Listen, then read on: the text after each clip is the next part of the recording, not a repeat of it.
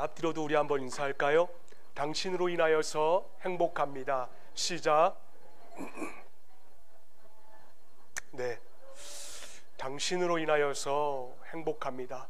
우리 공동체가 늘 이렇게 사랑의 향기와 그리고 행복의 향기가 넘쳐날 수 있기를 주님의 이름으로 축원을 드립니다. 여러분, 우리 교회에 와서 예배를 드릴 때에는 집에서 있는 파카를 가지고 오셔서 함께 예배를 드리십시오. 왜냐하면 이 에어컨 상향이 너무 훌륭하다 보니까 추우신 분들이 있기 때문에 이불을 가져오셔도 됩니다.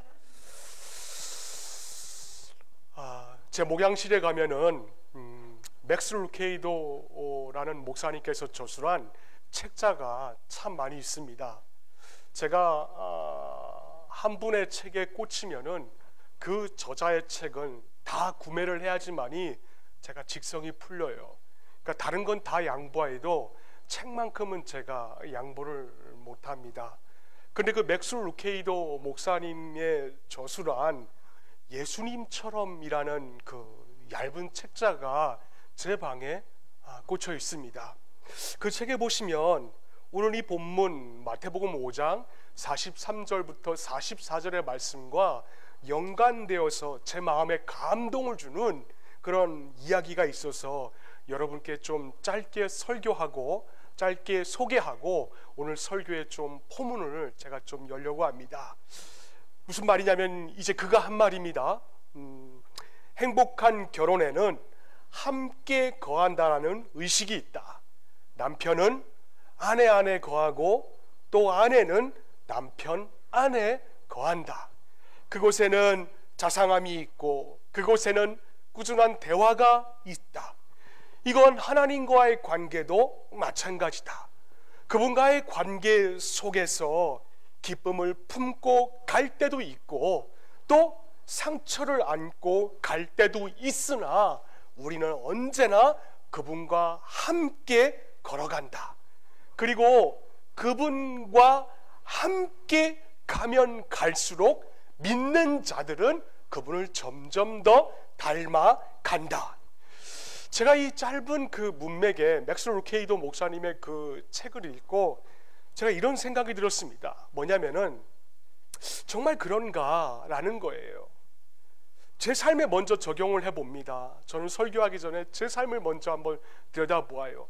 그랬더니 저희 부부는 이렇게 봤을 때에 이렇게 아내는 좀 슬라이스하고 저는 이렇게 굉장히 이렇게 좀 안 먹어도 팻하기 때문에 좀 외형적으로는 잘 판단이 서지를 않습니다. 그러나 내면적인 부분은 제가 30대는 잘 몰랐어요. 30대는 제가 위에 있는 줄 알았습니다. 근데 40대가 넘어서니까는 저를 이제 닮아가는 것 같아요. 근데 40대 중반을 넘어서니까는 이제는 저를 훌쩍 능가하는 자가 되어버렸다는 거예요. 30대의 저는 집안에 들었으면은 군대처럼 아이들에게 이거 하지 마, 저거 하지 마 라고 얘기를 했는데 이제는 오히려 40대 중반쯤 되니까는 아내가 집에 문을 열면은 막 대포를 쏘고 총을 쏘고 막 그럽니다. 이젠 저를 훌쩍 넘어버렸어요. 그리고 난 다음에 저희 가정을 돌아본 다음에 우리 공동체를 한번 돌아보았어요. 우리 고중 공동체, 부부가 함께 신앙생활 하시는 분들 있지 않습니까? 정말 그런 것 같아요. 그래서 오래 함께 십수년간 신앙생활 하시는 분들도 그렇지만은 함께 사는 분들 여러분 가만히 한번 들여다보세요. 그분들 얼굴도 비슷합니다. 그리고 말소리도 비슷해집니다. 심지어는 대화 내용과 생각까지 눈빛만 봐도 서로 알 수 있는 그런 단계까지 되는 것을 바라봅니다. 제가 우리 공동체의 부부관계나 또 우리 가정의 부부관계 이런 모습을 바라보고 난 다음에 제가 느낀 게 있어요. 뭐냐면은 이거 영적으로도 마찬가지 아니겠는가. 우리가 하나님과 동행한다면은 여러분 그렇지 않나요? 우리도 그분의 생각과 그분의 원칙과 그분의 태도를 우리가 취할 수밖에 없습니다. 그래서 이것을 가리켜서 성경에서는 영광에서 영광으로라는 말씀이 가리키고 또 신학적으로 이것을 가리켜서 성화라고 그렇게 부릅니다. 바울이 이에 대해서 뭐라고 증거하였는가? 우리 다 함께 한번 읽어봅시다. 시작. 그와 같은 형상으로 변화하여 영광에서 영광에 이르니 곧 주의 영으로 말미암으니라. 영광에서 영광으로. 자, 이런 차원에서 여러분, 우리가 생각하고 있는 그 구원이 뭘까요? 그냥 구원한다면은 그냥 천국행 가는 그런 복음? 그 정도로만 여러분 생각을 하고 있습니까? 저는 예장 합동에서 강도사 고시 볼 때에 그 조직신학이라는 부분이 있습니다. 근데 정말 죽으라고 외웠어요. 정말 죽으라고 외웠는데 지금으로부터 한 15년 전인데도 제가 아직까지 기억을 하고 있는가 보면은 정말로 죽으라고 외운 것 같아요. 그게 뭐냐면은 여러분, 우리가 구원을 받는 것도 그냥 구원을 그냥 받는 게 아니에요. 구원에는 단계가 있습니다. 지금도 외우는데 그게 뭐냐면은 소중 회신 칭수 성성영 이겁니다. 무슨 말인가? 우리가 구원을 얻을 때의 첫 번째 단계는 뭐냐면은 하나님께 컬링을 받는다라는 거예요. 이걸 소명이라고 부릅니다. 그리고 가장 맨 마지막에 있는 9번째 단계가 뭐냐면은 영화. 바로 이것이 구원의 9가지의 단계의 처음과 마지막입니다. 이게 우리 교단의 구원의 단계예요. 그리고 저는 이런 조직신학에 비추어서 지금까지 사역하는 동안에 있어서 우리 교회와 또 많은 교회들에게 그렇게 가르쳤습니다. 그러다가 지난주 화요일 날 이제 새벽에 섰는데 본문이 누가복음이었습니다. 그러니까 그 누가복음을 묵상하고 있는데요, 저한테 얼마나 은혜롭게 다가왔는지 모릅니다. 저로 하여금 다시 한 번 더 구원이 무엇인가 이 부분에 대하여서 설명해 주는 그 부분이 그 말씀에 등장을 한 것이에요. 그래, 이렇게 누가복음을, 공간복음을 이렇게 살펴보면서 마태복음을 가만히 보니까는 다시 한 번 더 이 누가복음과 마태복음을 펼쳐서 비교해 가며 정말 구원이 뭘까? 구원이라는 게 정말 단순한 어떤 공식이 아니구나. 정말 소명받고 영화, 그게 구원의 단계, 그렇게 간단한 게 아니구나 라는 것을 제가 느끼게 되었습니다. 여러분, 그럼 여러분의 생식선에서 생각할 때에 구원이 무엇입니까? 그냥 구원이라고 했을 때에 그냥 예수 믿고 천국 가는 것, 하나님 나라 가는 것, 그게 구원일까요? 여러분, 성경은 절대로 그렇게 말씀 안 합니다. 그럼 뭔가 구원은 우리가 예수님처럼 되는 것, 그게 진짜 구원이라고 성경은 우리에게 전하고 있습니다. 좀 더 학문적인 말로 표현하자면은 우리가 이 땅에서 살아가는 동안에 있어서 하나님의 형상으로 화하는 것, 그게 바로 구원이라는 거예요. 또 맥스 루케이도 목사님의 저술처럼 우리가 이 땅에 살아가는 동안에 있어서 예수님처럼 되는 것, 그게 진짜 구원이라는 것입니다. 이건 우리가 장차 하나님의 나라에 들어가서 어떤 형상으로 갱신되는 것이 아니라 힘들고 또 어려운 이 세상을 살면서 우리가 세상에서부터 예수님처럼 닮아가는 모습으로 점점 변화하는 것, 그 자체를 하나님께서는 바로 구원이다, 그렇게 말씀하고 있다라는 것이에요. 제가 이렇게 생각하자 사실 이 설교 원고를 준비하면서 저에게 굉장한 감동이 있었습니다. 뭐냐면은 하나님이 나를 이처럼 대단하게 보시는구나. 그리고 또 반면에 어떤 감동이 있었냐면은 하나님께서 저에게 원하시는 기준이 있어요. 목사이기 전에 성도로서, 형제로서 하나님이 저에게 원하시는 기준이 있는데 그 기준에 미치지 못하는 모습을 제 스스로 발견할 때마다 얼마나 부담이 되는지 모르겠습니다. 오늘 우리가 읽은 본문의 말씀을 한번 보세요. 여러분, 이 말씀만큼 예수님이 우리를 향하여서 당신처럼 되라고 명료하게 말씀하시는, 구체적으로 명확하게 말씀하시는 그 사례가 여러분 성경에 또 있습니까? 여러분 보시면 이 말씀을 보시면 우리가 바로 알 수 있잖아요. 하나님께서 지금 우리에게 뭘 말씀하고 계신지, 그가 저나 또 우리 지체들을 향하여서 뭘 기대하고 뭘 원하시고 계시는가, 그걸 말입니다. 지금 이 말씀은 여러분 예수님을 믿지 않는 자들에게 하는 그 예수님의 말씀이 아니에요. 마태복음 5장 1절 말씀에 보시면은 그 수신자들이 누구인지 분명하게 나오고 있습니다. 그 말씀에 보시면 예수께서 무리를 보시고 산에 올라가 앉으시니 제자들이 나온지라 라고 하였습니다. 그러니까 예수를 믿는 형제들에게 하신 말씀이라는 겁니다. 특별히 이 제자들은요, 여러분 예수님을 그냥 믿겠다라고, 내가 그냥 예수님이 믿겠습니다, 그냥 말만 그렇게 한 자들이 아니잖아요. 어떤 제자는 예수를 따르기 위하여서 어부의 평생 목표인 그 배까지 버려버리고 예수를 지금까지 따라왔던 자들입니다. 또 어떤 자는 예수를 따라가기 위해서 자기를 낳아주신 아버지까지 멀리하고 예수를 따라왔던 자들이에요. 그런데 그들에게 예수님이 말씀하신다라는 겁니다. 모든 것을 다 버린 자들에게. 본문을 한번 다시 한번 볼까요? 우리 한번 읽어봅시다. 시작. 또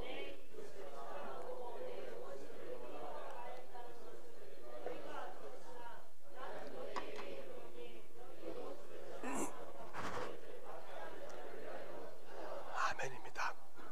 여러분 저 말씀을 단순한 두 구절인데 저 말씀을 보면서 우리가 익히 보았던 말씀이기 때문에 그냥 지나칠 때가 얼마나 많았는가요?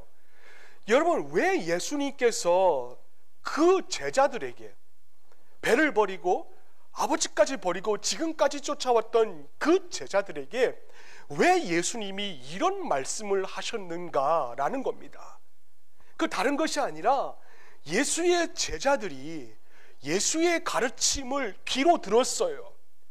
근데 그들의 마음속에는 뭐가 잔재해 있었냐면은 당시 대세라고 할 수 있는 바리새인들의 가르침이 그 배버리고 부친까지 버렸던 자들의 마음속에 잔재하고 있었다라는 겁니다. 그래서 오늘 본문의 말씀을 다시 한번 보면은 내 원수를 미워하라 하였다는 것을 너희가 들었다라고 하고 있습니다. 제자들 너희가 들었다라는 거예요. 여러분 이들은요, 이 바리새인들은 구약의 말씀만 인정하는 자들이었습니다. 그럼 구약에 뭐라고 기록되어 있는가? 우리 한번 볼까요? 읽어봅시다. 시작. 원수를 갚지 말며 동포를 원망하지 말며 내 이웃 사랑하기를 내 자신과 같이 사랑하라. 나는 여호와니라. 여러분 분류해 볼까요? 잠깐 말씀 한번 보여주시겠어요? 하나님이 이 이스라엘에게 원하는 거는 첫 번째 원수 갚지 말라는 거예요. 그리고 동포를 원망하지 말고 세 번째로 내 이웃 사랑하기를 내 자신과 같이 사랑하라. 딱 이거였습니다. 그래서 이들은 43절 말씀해 보시면 또 내 이웃을 사랑하고 내 원수를 미워하야 하였다는 것을 들었으나, 여러분 이들은 이 당시에 이들은 그 형제들과 제자들과 바리새인들, 물론 당시 배경만 백그라운드를 놓고 볼 때에 이들 이스라엘들은 로마의 압제하에 있었어요. 마치 우리 나라와 같이 일제 압제하에 있었던 것 같이. 그래서 이들은 유대인이 아닌 반유대인들은 다 진노의 자식이라고 생각을 했습니다. 그래 이들의 마음속에 뭐가 있었는가? 아, 저들은 내 이웃이 아니야. 나는 저들을 미워해도 돼. 나와 같은 생각과 나와 같은 피가 흐르고 있지 않는 사람은 미워해도 돼. 이런 공식 아닌 공식을 가지고 있었습니다. 그래서 사람들은 그렇게 그들 바리새인들의 그 가르침에 귀를 기울였어요.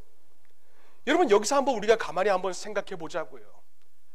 지금 바리새인이 얘기하고 있는 이 가르침에 지금 하나님의 말씀에 비교해 놓고 본다면은 딱 하나 빼먹고 있어요. 딱 하나.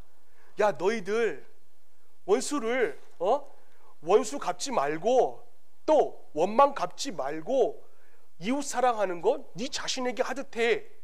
딱 그거와 놓고 봤을 때에 이 바리새인이 뭘 하나 빼먹고 있냐면은 원수예요. 원수입니다. 원수 사랑하는 거예요. 여러분 있잖아요. 우리가 이렇게 하면 쉽습니다. 그리고 내 원수를 사랑하는 말을 빼버리고 대신에 무엇을 넣냐면은 네 원수는 미워해도 괜찮아. 이걸 이렇게 가르친 겁니다. 여러분 악인을 사랑할 수는 있어요. 북한에 김정은을 놓고 우리가 새벽마다 나와서 기도할 수는 있습니다. 그러나 분명한 것은 그런 막연한 악인은 내게 직접 피해를 입히지 않는 자라는 거예요. 때문에 그냥 막연한 소리로 사랑한다는 소리를 우리가 할 수 있을지도 모릅니다. 그러나 본문의 예수님은 뭐라고 말씀하십니까? 본문 44절 말씀해 보시면 그냥 예수님이 말씀하시는 원수는 그냥 원수가 아니에요. 네 원수라고 합니다. 네 원수. 딱 박해도 그냥 박해하는 자가 아니라 너를 박해하는 자, 그 대상이 분명히 있다라고 예수님은 말씀하고 있다라는 겁니다. 자신이 직접 피해를 보았어요. 회사에서든지 간에 또 가게를 운영하는지 간에 또 어디든지 간에 인간관계에서 자신이 피해를 봤어요. 엄청난 원한이 지금 내 가슴 속에 그 사람만 생각해도 쌓여 있습니다. 막 폭발하기 일보 직전이에요. 근데 주님이 원하시는 건 뭔지 아십니까? 네 원수 사랑하라는 거예요. 네 원수. 여러분 우리가 어떻게 그럴 수 있나요? 주님은 하나님의 아들이니까 그런 일을 하실 수가 있을지도 몰라요. 하지만 우리가 어떻게 그렇게 합니까? 우리 공동체의 형제들이나 자매들은 믿음의 지고가 높기 때문에 그럴 수 있을지 모르지만 저는 못합니다. 그럼에도 불구하고 예수님이 우리에게 요구하시고 계시는 건 딱 하나예요. 네 원수 사랑하라는 거. 왜? 우리 모두가 예수님처럼 되기를 원하시기 때문입니다.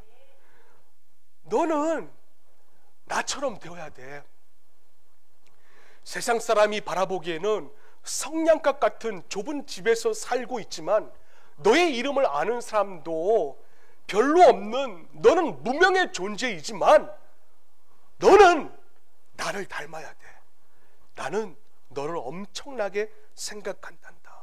너 내 자녀가 아니냐? 나를 닮아야 된다. 이게 오늘 주님이 오늘 우리 고중 공동체에게 원하시고 있는 예수님처럼 되라는 한 가지입니다. 자, 그렇다면은 여러분 이웃을 내 몸과 같이 사랑하러 하는 것이 어떤 것인가요? 우리가 살아가면서 이웃을 내 몸처럼 사랑하라는 것이 도대체 어떤 말씀이냐라는 거예요. 이건 다른 것이 아니라 하나님의 그 사랑을 세상에서 여러분의 삶으로 드러내 보이라는 것입니다. 여러분 하나님의 사랑은요, 선한 사람도 사랑하세요. 또 반대로 악한 사람도 사랑하십니다. 그래서 오늘 본문의 45절 중반절 말씀에 보시면 우리 하나님의 마음을 알 수 있습니다. 우리 함께 읽어봅시다. 시작. 하나님이 그 해를 악인과 선인에게 비추시며 비를 의로운 자와 불의한 자에게 내려주십니다. 우리 생각에는 있잖아요. 우리의 작물, 내 고추밭에만 아침에 뜨는 햇살이 있어야 됩니다. 내 고추밭에만 물이 차고 넘쳐야 돼요. 내 원수가 아닌 자에게는 그 아침에 따뜻한 햇살이 비춰지지 않기를 원합니다. 그리고 하늘에서 내리는 적당한 비도 내 작물에게만 비춰지기를 원해요. 그리고 나에게 사기친 자에게나 내 미움의 대상에는 그 비가 내려주지 않기를 원합니다. 그래서 46절의 말씀처럼 뭐라 나와 있습니까? 너희가 너희를 사랑하는 자를 사랑하면 무슨 사랑이 있으리요? 그 다음에 중요한 세리도 이같이 한다 라고 하였습니다. 이 말씀과 우리가 여러분 똑같이 살아가고 있어요. 그러나 하나님은요, 선한 사람에게도 악한 사람에게도 햇살과 비를 비춰주시고 내려주십니다. 이게 하나님의 마음이에요. 그 반면에 여러분 우리는 어떠냐라는 거예요. 46절 말씀에 나와 있는 대로 우리는 내가 사랑을 받을 때에만 다른 사람을 사랑합니다. 사실 이거 본능적인 사랑이에요. 저도 그렇더라고요. 내가 낳은 자식 사랑하는 것, 내가 나를 낳아주신 내 부모, 그리고 내 형제를 자연스럽게 사랑할 수는 있어요. 끼리끼리 사랑할 수는 있습니다. 그러나 이런 사랑은요, 예수님이 말씀하시고 있는 그 사랑과는 좀 거리가 먼 것이에요. 지금 주님이 말씀하시는 사랑은 오늘 본문의 44절 말씀에 기록이 된 바로 저겁니다. 우리 함께 읽어볼까요? 시작. 너희 원수를 사랑하라. 원수 사랑하라는 거예요. 자, 그럼 우리가 이 말씀에 빗대어서 우리가 함께 신앙생활을 하고 있는 우리 고아 중앙 공동체를 한번 들여다봅시다. 무엇 하나 베풀면 그에 맞게 상대방도 나에게 베풀어야 돼요. 누군가 나에게 식혜 한 통 갖다 주었으면은 그 사람도 상대방에게 주신 이에게 식혜 한 통을 갖다 주어야 됩니다. 내가 베풀었는데 상대방이 여러분 안 베풀잖아요. 그럼 속으로 막 배가 꼬입니다. 상대방이 나에게 따뜻한 말 한마디 안 해주어야만 나도 해줄 수가 있어요. 여러분, 그런데요, 이런 모습은 사실 예수 안 믿는 자들도 다 하는 모습입니다. 사실 우리 공동체에 원하시는 모습은 여러분 이런 수준이 아니에요. 43절 말씀해 보시면, 야, 너희들 들었지? 너희가 들었지만은 그 다음에 추가되는 것, 나는 너희에게 이르노니 너희 원수를 사랑하라. 이 지경까지 주님이 지금 우리 공동체에게 원하시고 있다는 겁니다. 즉, 주님께서 선한 자들이든 그들을 위하여서 십자가에 달리신 것처럼 우리에게도 그런 사랑의 모습을 예수님처럼 되라고 원하시고 있다는 겁니다. 그걸 가리켜서 우리는 흔히 아가페 사랑이다라고 말을 합니다. 여러분, 그러면 아가페 사랑이 무엇입니까? 아가페가 대체 뭐예요? 아가페의 사랑은 우리가 하나님과 원수 되었을 때에 우리를 사랑해준 그 사랑이 바로 아가페 사랑입니다. 그래서 성경 로마서 5장 10절 말씀에 보니까는 바울이 우리에게 이렇게 말합니다. 우리 다 함께 읽어봅시다. 시작. 곧 우리가 때 그의 아들의 죽으심으로 말미암아 하나님과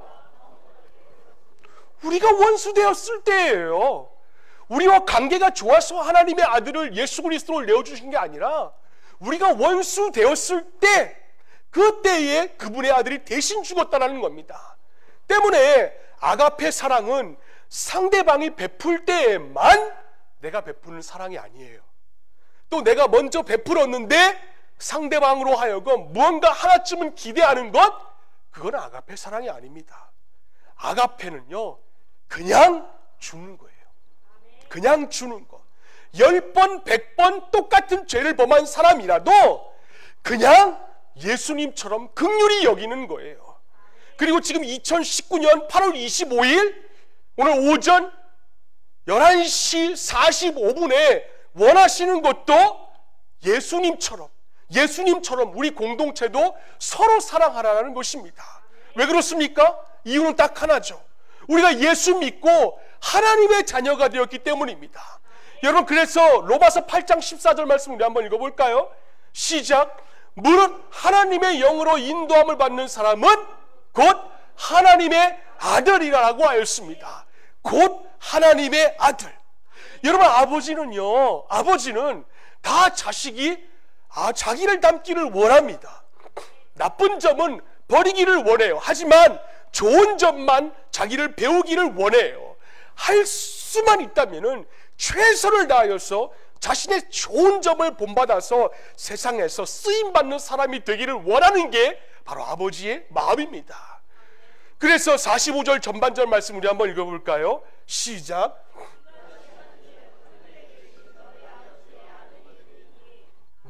너희도 온전하라라고 하였습니다. 온전하라. 이 단어가 헬라어로 보시면 테텔레이오스라는 단어예요. 신구약 성경 66권 가운데 이 테텔레이오스, 온전함이라는 이 단어는 야고보서와 그리고 여기에 기록이 되어 있는데, 이 온전함이라는 단어는 딱 한 분에게만 사용하고 있습니다. 그럼 그분이 누구인가? 바로 우리가 영적인 아버지로 두고 있는 예수 그리스도, 바로 그분이 바로 온전하시고 그분처럼 되라고 우리에게 원하고 있다는 겁니다. 여러분, 하나님께서 우리를 만드실 때 그 매뉴얼이 있었어요. 그 매뉴얼이 뭔지 아십니까? 창세기 1장 27절 말씀에 보니까 매뉴얼이 바로 이거였습니다.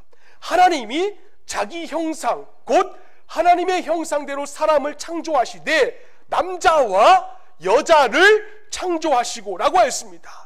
여러분, 저 말씀에서 형상이라는 그 단어는 우리 외적으로 드러나는 그 모습을 얘기하는 것이 아니에요. 그게 아니라 우리의 내면의 모습을 말씀하고 있는 것입니다. 즉 우리는 창조될 때부터 아버지 하나님의 그 영적인 아버지의 내면의 모습을 가지고 창조된 자들이라는 거예요. 그러니까 본연의 매뉴얼은 얼마나 아름다웠나요? 근데 사단이 유혹을 해가지고 그 본래 매뉴얼을 다 파괴해버리고 말았습니다. 저는 요즘 목양실에서 이렇게 인터넷을 통하여서 세상을 봅니다. 그런데 그 세상을 볼 때마다 깜짝깜짝 놀랄 때가 너무 많이 있어요. 자신은 존칭을 썼는데 상대방이 반말했다고 사람을 토막살인하고, 그래서 머리 따로 팔 따로 다리 따로 해가지고 한강에 그냥 떠나버리는 세대. 아내가 남편의 사랑을 기대하고 있었는데 남편의 변태적인 모습에 남편을 토막살인하고 쓰레기 봉지에 넣어서 버리는 세대. 자녀가 부모의 보험금을 타겠다고 부모의 배를 식칼로 16번 찔러가지고 집에서 죽여버리고 있는 세대. 30대의 자녀는 부모가 용돈 안 주었다고 15층 아파트에서 화단으로 던져버리는 이 세대. 요즘 언론 뉴스를 볼 때마다 이게 제정신인가 이 생각이 들 정도예요. 그래서 어떨 때는 뉴스를 볼 때마다 마음을 사실 졸인 적도 굉장히 많이 있습니다. 아니 아예 그냥 뉴스를 그냥 꺼버리고 싶어요. 그런데 요즘 이런 일련의 사태를 여러분 한번 가만히 한번 보세요. 공통점이 있어요. 뭔지 아십니까? 손님에게 존칭을 썼는데 상대방이 반말하고, 남편의 사랑을 기대했는데 변태적인 모습에 실망하고, 그리고 보험금을 타내려고 했는데 안 주는 모습에, 다 내가 뭐 하는 겁니까? 다 내가 상대방에게 이것 저것 내가 베풀었는데 상대방이 나에게 이것 저것 안 해주어서 괴물이 되어버린 것. 이게 요즘 우리가 살고 있는 이 세상이에요. 근데 저는 이 모습이 저는 세상에서만 발견되는 줄 알았어요. 세상에서만 나타나는 줄 알았는데 그게 아니라는 사실에 사실 이번 주 저를 더 무겁게 만들었습니다. 주는 것만큼 받아야 돼요. 우리 안에도 있더라고요. 그리고 또 어떤 분은 받는 것이 없어서 난 주지 않아도 돼, 이런 마음이 우리 공동체 지체 가운데 있더라고요. 본문의 46절 말씀 한번 다시 한번 볼까요? 우리 다 함께 읽겠습니다. 시작. 너희가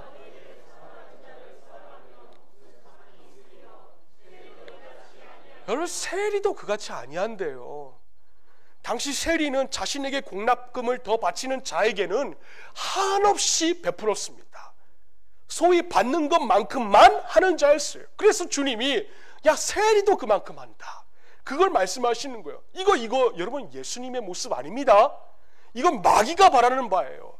아버지의 마음은 마태복음 10장 8절 말씀에 기록이 되어 있는 대로 거저 받았으니까는 거저 줘, 이겁니다. 딱 이 한 줄로 요약할 수 있는 게 아버지의 마음입니다. 저는 신학교 때 약간 잘못 배운 게 있어요. 우리가 온전하게 되는 것, 또 우리가 예수님처럼 되는 것은 난 안 돼, 난 오직 하나님의 나라에서만 가능해, 그렇게 배웠습니다. 그리고 이 세상에 있을 동안 내가 예수님을 닮아서 예수님처럼 사는 것, 그거 불가능하다라고 그렇게 생각을 했어요.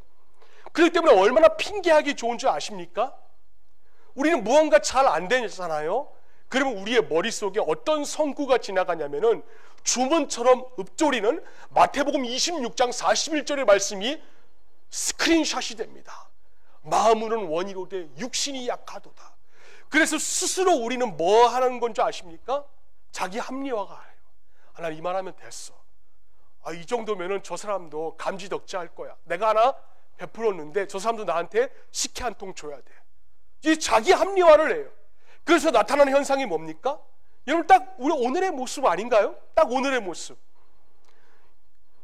이 세상에서 예수님을 닮아가는 존재라는 사실을 잃어버렸어요. 그래서 있잖아요, 한 사람은 다수를 미워합니다. 그리고 예수님이 사랑한대요.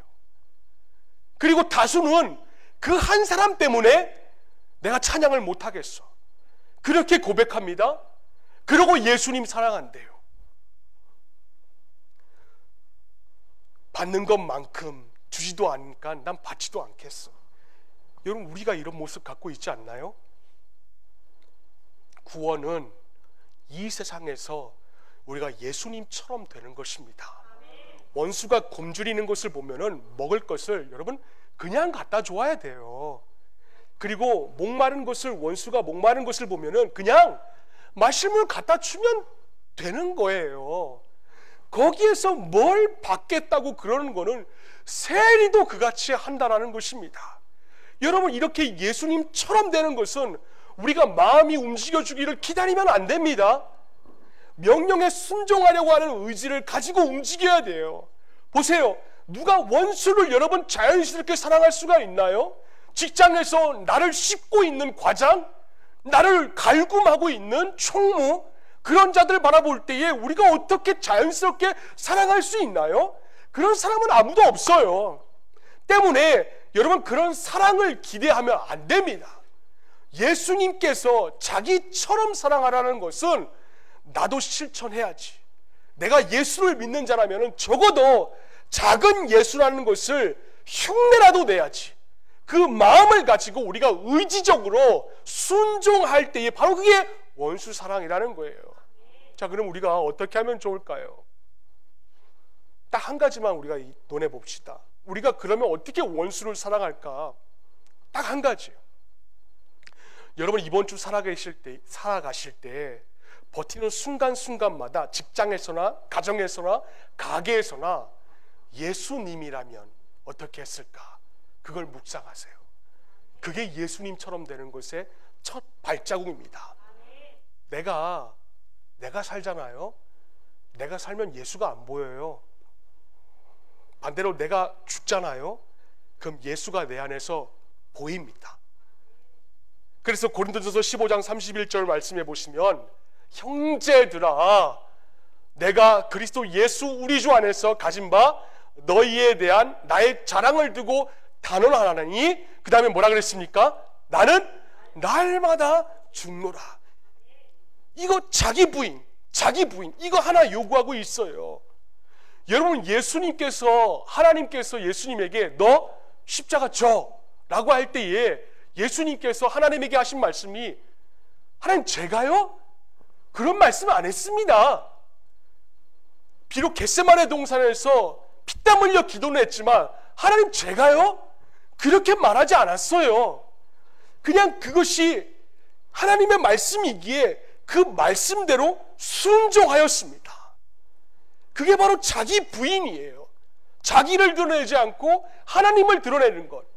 여러분, 우리가 찬양할 때도 사람을 드러내는 것 아닙니다. 하나님을 드러내는 것입니다. 아까 우리 찬양팀이 올라와가지고 예찬이 형을 응원해주는 마음으로 불렀으면 좋겠다라고 했지만은 그 말이 잘못된 거예요. 예찬이 형을 응원하기 위해서 부르는 찬양이 아니라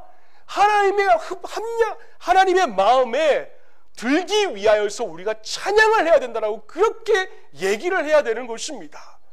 모든 것이 하나님을 영광을 위하여서.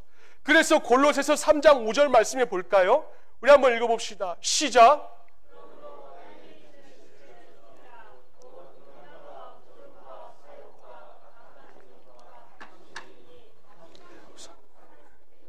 땅에 있는 지체를 죽이라. 그 방법이 무엇입니까? 골로새서 3장 8절로부터 9절까지의 말씀 보시면 그 방법이 나와 있어요. 우리 한번 읽어볼까요? 시작. 이제는 너희가 이 모든 것을 벗어버리라. 곧 분함과 노여움과 악의와 비방과 너희 입에 부끄러운 말이라. 너희가 서로 거짓말을 하지 말라. 옛사람과 그 행위를 벗어버리고 라고 했습니다. 여러분, 사실 저 말씀 우리가 지난주 주일에 살펴본 말씀 아닙니까? 그럼 여러분 한 주간 저 말씀에 적혀 있는 대로 여러분 옛사람 버리고 사셨습니까? 내 안에 있는 분함과 노여움, 막 그 사람을 보더라도 막 화가 치밀어 오는 그 악의 비방, 입에 모든 부끄러운 말들 버리고 여러분 한 주간 동안 버티셨냐라는 거예요. 제 목양실에 가면은 옛날 고서 가운데 나의 아버지 손양원 목사라는 그 책이 있습니다. 그 목사님이 딸인 손동희 권사님이라는 분이 쓰신 책이에요. 한번 꼭 싸서 여러분 한번 읽어보세요. 그리고 여러분 가정에 있다면 다시 한번 더 읽어보세요. 여러분, 손양원 목사님은 1902년에 경남 그 함안에서 출생하였습니다. 그리고 평양신학교를 졸업하시고 37살 때에 전라도 여수에 있는 그 나병 환자들의 교회에 가셔서 담임으로 섬기셨던 분이세요. 그 환자들을 위한 사역이죠. 거기에서 이렇게 한 1년 사역하시는데 일제가 갑자기 들어와서 신사참배를 강조합니다. 그 천황이 신이라고 인정하고 신사 앞에서 절하라고 하였어요. 그러니까 목사의 얌심상 하나님 이외에 다른 것에 절할 수가 없었던 거예요. 그거 거부하다가 결국 손양원 목사님께서 끌려가셨습니다. 그리고 해방이 되던 그 해까지 5년 동안 옥고를 치렀어요. 5년입니다. 그리고는 추록한 다음에 다시 여수 그 나병 환자들 있는 그 예양원으로 돌아왔어요. 그리고 나병 환자들을 위하여서 사랑을 가지고 섬기면서 목회를 했는데 불과 3년 가기 전에 유명한 전라도에 무슨 사건이 일어났냐면은 여수 반란 사건이 일어났습니다. 여수 순천에 그 반란 사건이 일어나서 하루아침에 많은 중학교, 고등학교, 다음에 청년들이 공상당원 등으로 전부 다 돌변해버린 겁니다. 그러니까 고등학교 학생 하나가 평소에 나 예수 믿어, 나 예수 믿는 사람이야, 그렇게 생각하고 아니 꼽게 생각하던 그때에 손양원 목사님의 그 큰아들 동인이와 그리고 중학교 다니는 동신이가 여수 반란 사건이 일어나자마자 끌려갔습니다. 큰아들과 작은아들이 함께 끌려갔어요. 끌고 가서 매를 맞고 고문을 하고 예수 안 믿겠다, 네가 말 한마디만 하면 우리가 놓아주겠다라고 하고 예수 믿겠다 하면 죽여버릴 거라고 그렇게 협박까지 합니다. 그래도 그 목사님의 아들들 동인이와 동신이는 끝까지 자기의 믿음을 버리지 않고 끝까지 믿음을 지키다가 결국엔 총살령 당하고 말았어요. 그래 아들 둘이 한꺼번에 잃어버리고 말았습니다. 그리고 천여 명의 성도들과 함께 교회 마당에서 그 동신이와 동인이 그 두 아들의 장례식을 치렀어요. 그때 그분이 손양원 목사님이 두 아들이 자기의 눈앞에 시체로 누워있는 것을 보고 눈물을 흘리기는커녕 오히려 10가지 감사의 기도의 제목을 내놨습니다. 한번 들어보세요. 첫 번째, 나 같은 죄인의 혈통에서 순교의 자식들이 나오게 하니 주님 감사합니다. 두 번째, 많은 성도 가운데 이런 귀한 보배 같은 아들들을 나에게 맡겨주신 것을 감사합니다. 세 번째, 삼남 삼녀 중 가장 아름다운 두 아들을 하나님께 바치게 되었으니 감사합니다. 네 번째, 한 아들의 순교도 귀하다 하거늘 두 아들이 순교를 했으니 주님 감사합니다. 다섯 번째, 예수 믿다가 병들어 죽는 것도 복이라 하거늘 하물며 전도하다가 순교당했으니 얼마나 감사한지요. 여섯 번째, 미국 유학 가려고 준비하던 큰아들 미국보다 더 좋은 천국에 가게 하여 주시니 감사합니다. 나의 사랑하는 두 아들을 총살한 원수를 회개시켜서 내 아들 삼고자 하는 사랑의 마음을 나에게 일으켜 주시니 감사합니다. 두 아들의 순교함으로 무수한 천국의 아들들이 생겨날 것을 생각하니 주님 감사합니다.